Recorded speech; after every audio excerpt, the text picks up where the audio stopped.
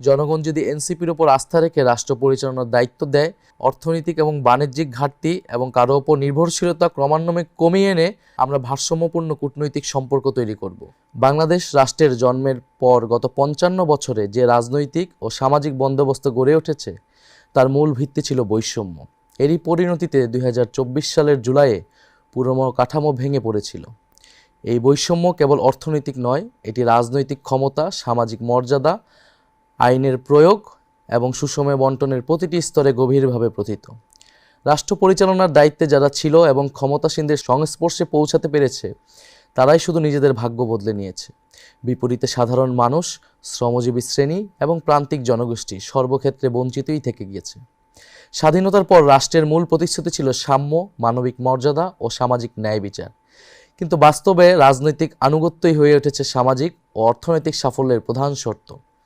চাকরি, ব্যবসা, শিক্ষা, নিরাপত্তা এবং বিচার ব্যবস্থাতেও প্রভাবশালীদের জন্য অবৈধ ও বিশেষ সুযোগ তৈরি করা হয়েছে।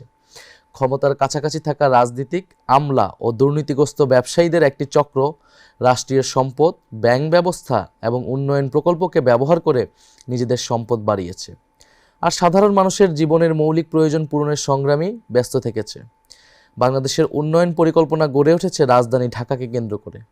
পরিকল্পিতভাবে এই মহানগর ও তার আশেপাশে বসবাসকারী ২ কোটি মানুষের চাহিদা পূরণের লক্ষ্যে বড় বড় সব অবকাঠামো, অর্থনৈতিক সুযোগ সুবিধা, শিক্ষা ও চিকিৎসা ব্যবস্থা গড়ে তোলা হয়েছে।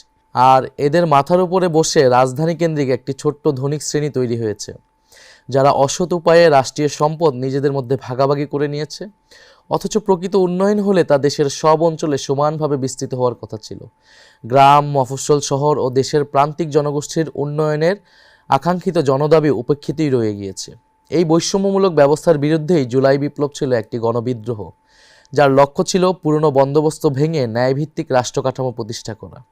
কিন্তু পুরনো ব্যবস্থার সুবিধাভোগীরা আবারও পূর্বেকার দুর্নীতিগ্রস্ত, বেইনসাফের বৈষম্যমূলক কাঠামো ফিরিয়ে আনতে পূর্ণ রাজনৈতিক শক্তি নিয়ে নির্বাচনের মাঠে নেমে পড়েছে। ফ্যাসিস্ট যুগে সংগঠিত গুম, খুন, নির্যাতন, মিথ্যা মামলা ও হামলার বিচার হবে।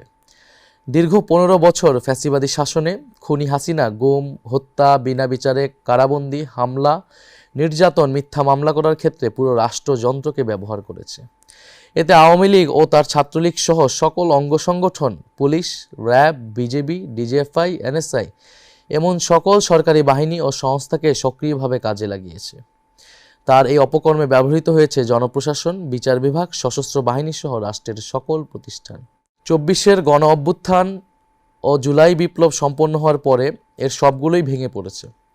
এতে নেতৃত্ব প্রদানকারী হোমরা চোমরাদের কিছু লোক পালিয়েছে, কিছু বিচারের আওতায় এসেছে, অনেককে আনার চেষ্টা করা হচ্ছে। বহু সামরিক, বেসামরিক আমলা ও বিচারক এখনও কর্মে নিয়োজিত রয়েছে। জুডিশিয়ারি, সিভিল সার্ভিস ও পুলিশ বিভাগের শীর্ষ নেতৃত্ব ভেঙে পড়লেও ডিফেন্স সার্ভিস এখনও অটুট রয়েছে। তবে হাজার হাজার খুনি, লুটেরা, অপরাধীদের সেনানিবাসে আশ্রয় নেওয়া, সেখান থেকে নিরাপদে দেশান্তরিত হওয়া, কর্মস্থল থেকে কিছু জেনারেলের পালিয়ে যাওয়া, অবসরপ্রাপ্তদের বহির্রাষ্ট্রে আশ্রয় নেওয়া ইত্যাদি আমাদের জন্য ছিল অনাকাঙ্ক্ষিত।